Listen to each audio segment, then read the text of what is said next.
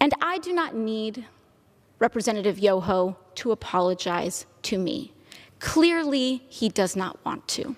Clearly, when given the opportunity, he will not. And I will not stay up late at night waiting for an apology from a man who has no remorse over calling women and using abusive language towards women. But what I do have issue with is using women, our wives and daughters, as shields and excuses for poor behavior. Mr. Yoho mentioned that he has a wife and 2 daughters.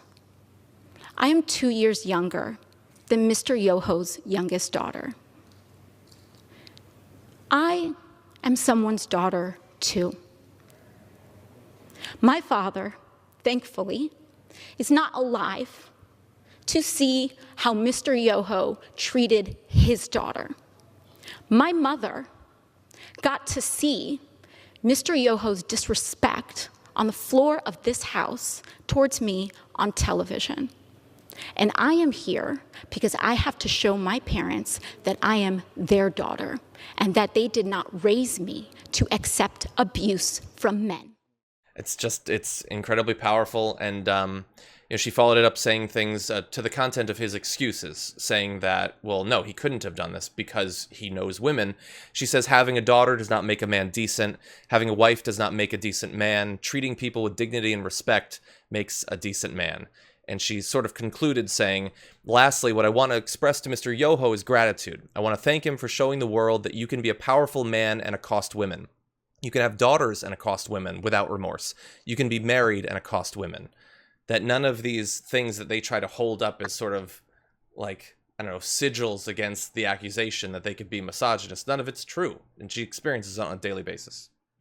Yeah, and it's, it's not, I mean, it's certainly by coincidence, but last night when the House was gabbled out, it was after about 3 hours of memorial to John Lewis and people talking about good trouble, speaking out, speaking truth.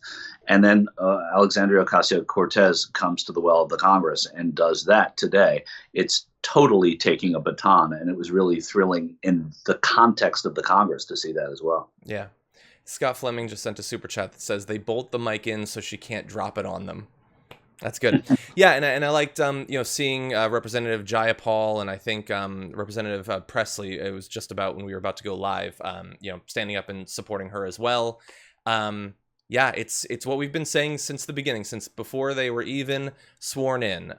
Republicans, a lot of them, whether elected or in the media, just can't take women like this. And, sorry, but they're going to become more common. No, but John, you kind of, I know you're on a schedule and you had to move on and everything, but the stuff about Liz Cheney and Alexandria Ocasio-Cortez in the same week is really that's true.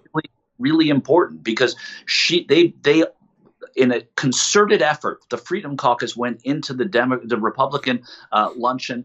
And they just blasted Liz Cheney. Like it was a coordinated attack, and she stood up to them and she fought back to them. And I've never liked a thing I've heard or known about Liz Cheney, not one. But in the same week that you have this happen with Ted Yoho and Alexandria Ocasio-Cortez, it's pretty cool to see women from both ends of the spectrum that way. Yes, let's give that credit to Liz Cheney, and then no more ever again. I totally agree.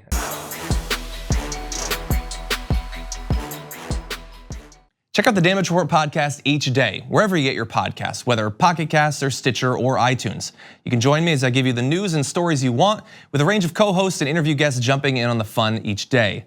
Again, that's the Damage Report, wherever you get your podcasts. And if you get them at iTunes, don't forget to rate and review. Sometimes I'll read them live on the show.